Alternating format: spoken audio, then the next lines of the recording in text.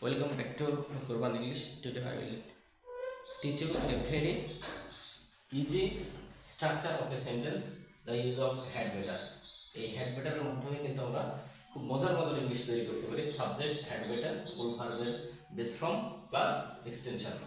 যেমন তোমার বরং পড়া ভালো, ইউ had better read. তোমার বরং যাওয়াই ভালো, ইউ had better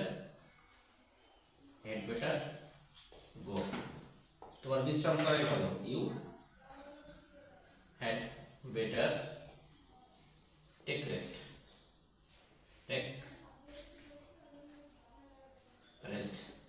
তোমার বরং ঘুমানোই ভালো, ইউ had better sleep.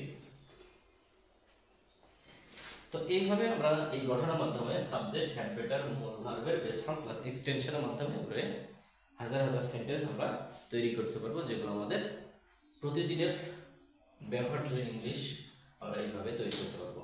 ধন্যবাদ।